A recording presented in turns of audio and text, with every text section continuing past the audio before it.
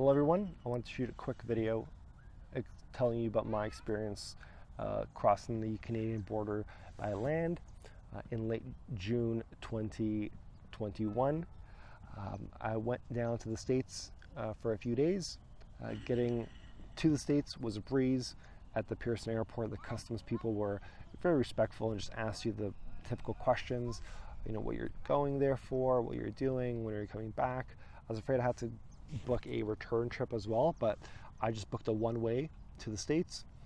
And then once I knew when I was ready to leave, I booked another one-way to Buffalo. When I landed in Buffalo, I took about a $100 Uber ride to the Niagara border.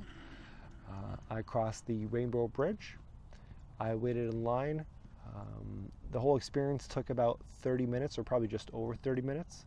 There was 5 people ahead of me, and then by the time I got to the front of the line, there was about 5 people behind me. Speaking to the customs border was also fairly a breeze.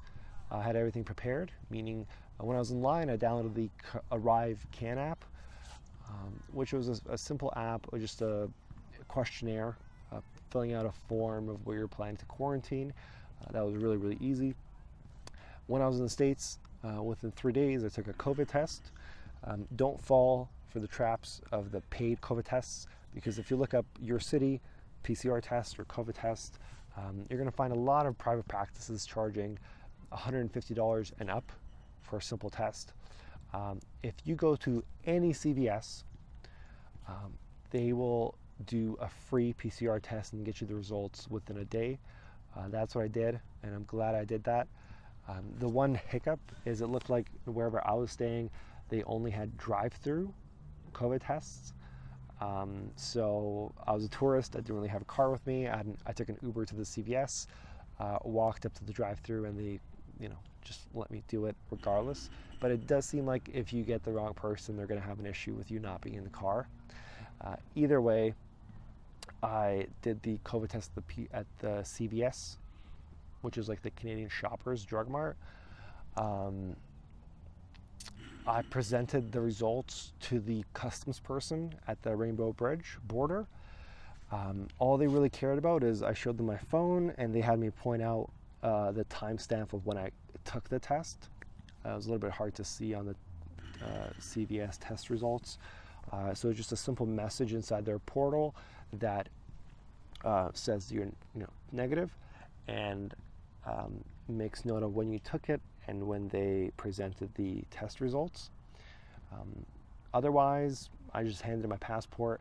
As soon as they scanned my passport, they had seen that I filled out the Arrive Can app, so I didn't have to present a reference number.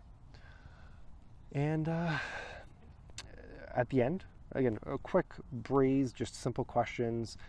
They gave me 2 PCR tests. One of them I had to do while I was there. I don't know if it was mandatory to do while I was there, but I had a little bit of time before the bus, so I figured why not. They took me to a nearby tent on site where there was 2 people explaining the instructions of the PCR test. Pretty standard test. Again, fairly underwhelming to my surprise. I had thought these PCR tests were very intense, with people sticking a long swab deep through your nose and hitting your brain. It was none of that. Every PCR test I took was self-administered. You take a fairly short little swab and stick it into each nostril only as far as you're comfortable going, and you twist it around for a few seconds, pull it out, and then put it into a little test vial. Close it, put it into a little baggie. It has your serial number, so it knows who you are, and you give it back to them.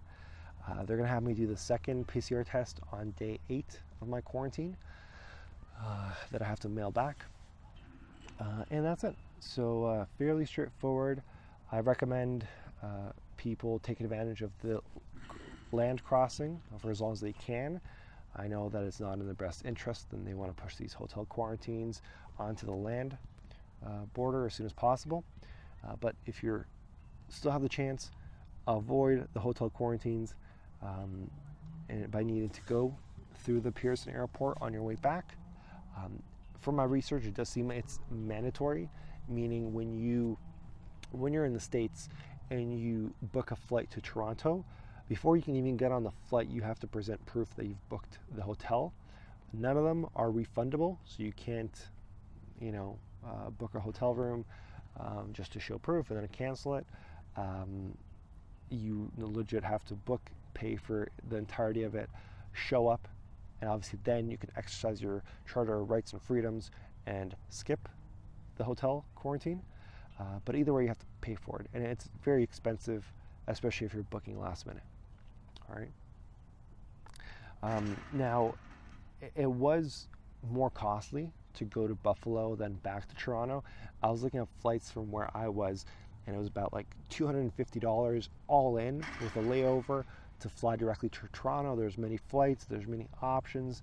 For me to go to Buffalo was a major inconvenience. I had to do very, very weird layovers, and the tickets were, by the time I actually booked it, it wasn't as high earlier, but by the time I booked it, it was triple that price. So it was a pretty penny to pay for flying to Buffalo, which is not as popular as flying to Toronto, and then needing to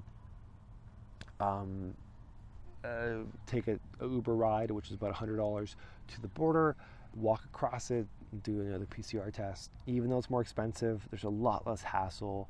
It's a breeze to get through customs at the border. And from there, you can take a GO train, a GO bus to get back to the city, which is also really convenient.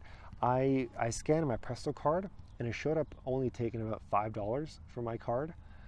So I took a train from Niagara Falls all the way to Toronto for $5. Again, I'm not sure whether I this seems very, very cheap, but it's what I paid. It seems like that was the only option when I tapped it. And then in Toronto, I fell asleep on the train. I had to ride all back to where I'm living.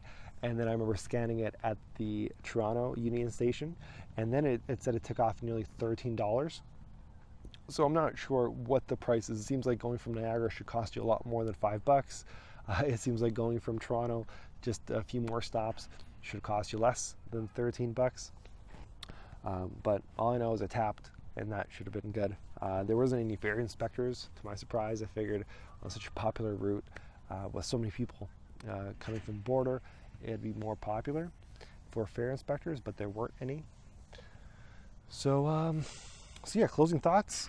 As someone who's traveled to the States and back at the end of June 2021, my tip is to get a free PCR test at any CVS in the States. You're gonna have to put in your personal information, and you're gonna realize that your Canadian address is not gonna work for their form, so you have to put in your hotel address.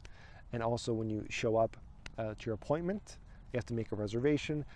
They're typically about booked an hour or two from when you look on the site, most locations. I was lucky enough to find a location that was kind of open, so I made a reservation, took an Uber there, and got a test right away. Also tip, they don't email you whenever the test results are back, but they have you go on their portal website, which you get the link of after you take the test. To give you a little white piece of paper that says register on this portal, and your test results will show up there. So I had checked like right before I was crossing the border, and it just kind of showed up there, but I wasn't given any like notification that my test results came back. The border was a breeze. Just be ready to pay for the Ubers. In retrospect, I could have probably talked to someone at Buffalo and split an Uber, because there was a few people on the plane that were obviously doing what I was doing, and they were very much anti, quarantine, stuff like that. So consider splitting if you can with some people. It's quite a lengthy. It's about a half an hour drive from the airport during non-peak hours. And yeah, otherwise it's not too bad. PCR tests aren't that bad. It's obviously a shame of what we have to do, and it's a shame that the government's bringing in this two-tier system where starting next month, the vaccinated won't have to do the hotel quarantine. But I mean, this is the communist country that we live in. So my closing thoughts is make sure you get your money right, and make sure you're ready to escape whenever you can, because I think it's going to come sooner than most people think. All right, bye.